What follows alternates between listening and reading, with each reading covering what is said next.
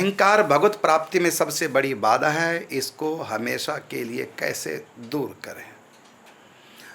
देखो, इसके लिए कोई मंत्र होता तो मैं बता देता, है ना, मेरे पास ऐसी पावर होती है, ऐसा करता, यहीं से आपका अहंकार खत्म कर देता। ऐसा नहीं, आप बार बार सत्संग कथाएं सुनिए और समझ बूझ से काम लो। अहंकार बेवकूफ़ी है। जब पैदा हुए थे ना, मक्खी भी उठाने की पावर नहीं थी। मिठाई में और शौच में कोई अंतर नहीं था, उसी को उठा के खा लेते, मुंह में डाल लेते। ऐसे तो हम थे। और अब जो भी कुछ हमारे पास जिसका हम अहंकार करें, ये हमारा नहीं है, ये माता पिता की देन है। उन्होंने पढ़ा लिखा के कुछ योग्य बनाया है। यदि आपको बुद्धि का अहंकार, यदि भगवान मूर्ख कर दें, कितने लोग पागल हो जाते हैं, तो क्या कर लेगा। यदि आपको भगवत प्राप्ति करनी तो दीन बनना पड़ेगा। बिना कृपा के भगवत प्राप्ति नहीं, और बिना दीन के कृपा नहीं होती। भगवत कृपा दीन का धन है इस पे सबका अधिकार। निर्माण मोहा जित संग दोषा, गीता कहती है, निर्माण अहंकार रहित, निर्माण मोहा जित संग दोषा, आध्यात्म नित्य विनिवृत्त कामा, द्वंद्वैरि मुक्ता सुख दुख संगैर गच्छन्त्य मूढ़ा पद्मभ्यम तत्पद्मभ्यम।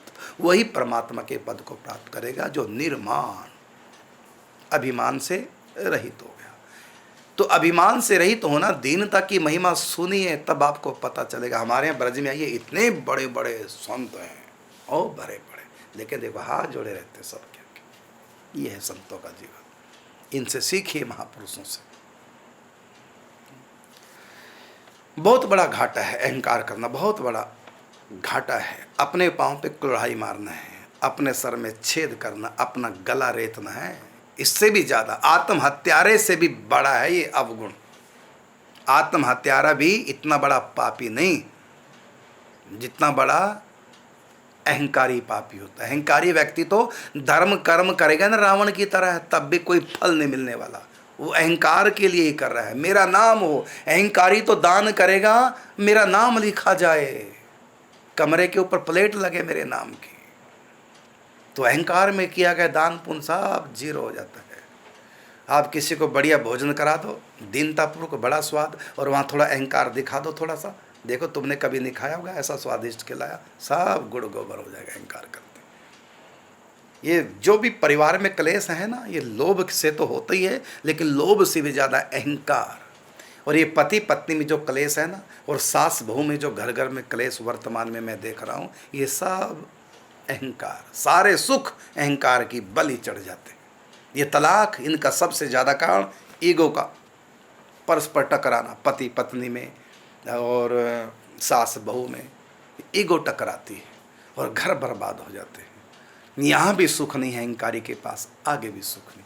और अहंकारी को यहाँ भी मान नहीं मिलता, आगे भी मान नहीं मिलता। अहंकारी के आगे थोड़ा सा लोग वेल सल्यूट मार लेता, हल्का सा उसके सामने, लेकिन वो सैल्यूट नहीं मारते, मूर्ख बनाते हैं और पीठ पीछे हकीकत बताएंगे तुम्हारी बुराई करके। अहंकारी को कोई भी सम्मान प्रेम नहीं देता। चाखा चाहे प्रेम रस और राखा चाहे मान, एक म्यान में दो खड़ग देखे सुने न कान। अहंकारी को कभी किसी का प्रेम नहीं मिलता, वो सबको डरा के रखता है। क्लेश करने वाला व्यक्ति है, स्वयं भी दुखी है। और अहंकारी को नरक जाने की आवश्यकता नहीं, घर में नरक है। और अहंकारी को कदम कदम पे अपमान झेलना पड़ता है, और जो दीनतापूर्वक रहता सब उसका मान करते हैं। तो निराभिमानता ये दीनता की महिमा हो, समझो, तब आप जीवन में उतार पाएंगे। तो सत्संग बार बार सुनते रहिए। गीता में भी भगवान ने कहा, अद्वेष्टा सर्वभूतानां मैत्री करुण एव च निर्ममो निरअहंकारः सम दुख सुख क्षमी। अहंकारी तो किसी को क्षमा नहीं कर सकता।